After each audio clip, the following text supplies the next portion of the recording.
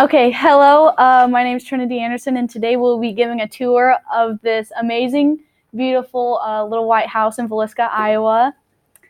It is accompanied by the original brick chimney and the wood floors. And now I will present to you the Villisca Axe Murder House.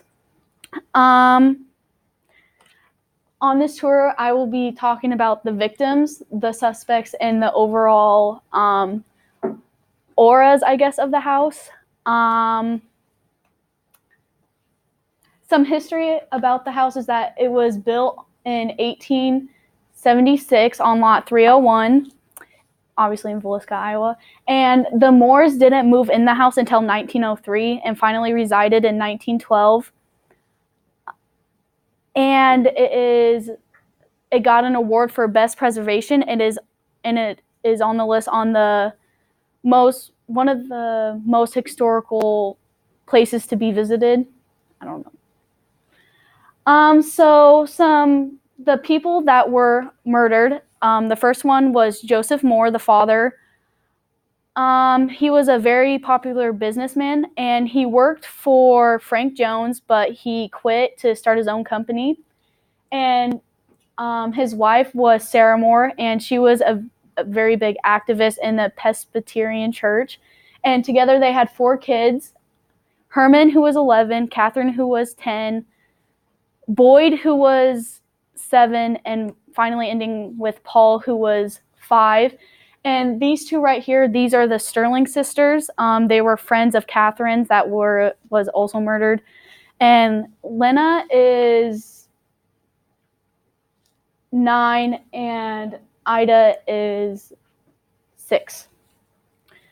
And so how the murder happened was the front door was unlocked, and the murderer grabbed a lamp, and he didn't really light it that bright, so he could barely see, and he completely bypassed the Sterling sisters, who was on the first floor.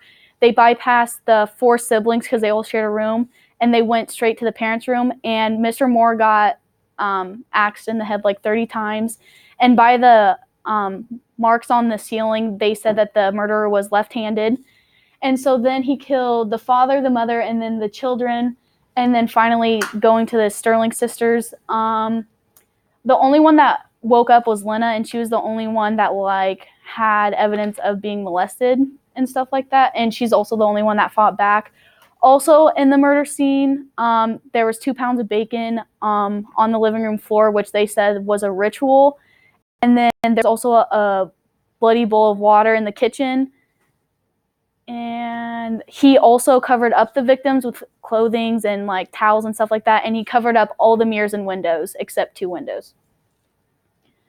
So for our first suspect, it is going to be Reverend Keller, which was the pastor at the church. The Sunday morning, they all went to church, and then after there was a little get-together.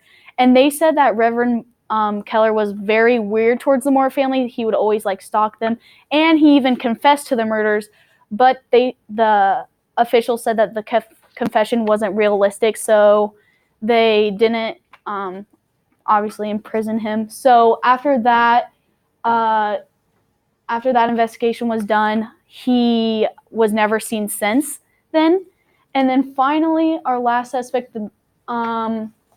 was the hobo Andy Sawyer, and he went to a railroad crossing, and he met up with a bunch of railroad people, and he asked them for a job, and he was well shaved and he had a brown suit on.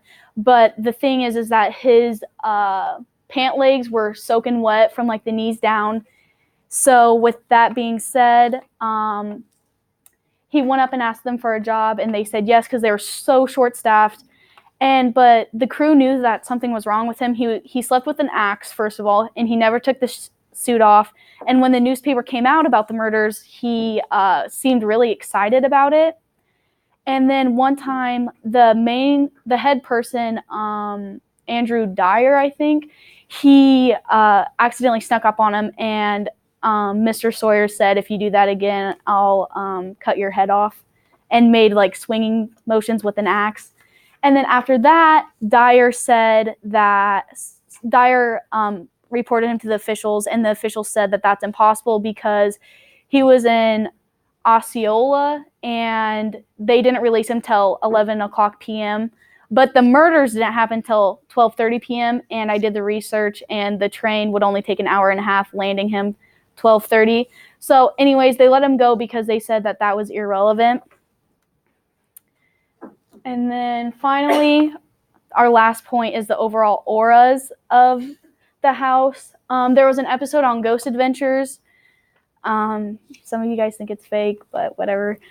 It is said that they interviewed the neighbor, and the neighbor said that he can overall feel like negative energy coming onto him, and like overall it's making him and his family very aggressive. And the residents of Villisca say that every night there's a train around 2 a.m. and when the whistle blows, like you can see like a short fog in the house and like shadows, I guess. But it's only at 2 o'clock in the morning when the train whistle blows. And it is said that when the train whistle blows and you're inside the house, you will hear blood splattering. You will hear in the cellar like screams and shadow people you will see. And in the Stillinger room where the 2 girls got murdered, you will hear like weeping and crying. And when they interviewed the people that used to live there, they did not want to go in the house. They were so scared and petrified. They did not want anything to do with it. And like they were very emotional overall. But when the head camera person asked like if anybody was with us, they said Keller, as in Reverend Keller. And then that was caught on camera. And then also when they were asked who killed you, it replied with Andy. It kept on saying Andy, Andy, Andy. So for the conclusion, we are done with our tour. Please watch your head on the way out. And even though we still don't know who the murderer is or like who it was, there's always going to be suspicion. So if you guys want, you guys can try to figure it out. Thanks.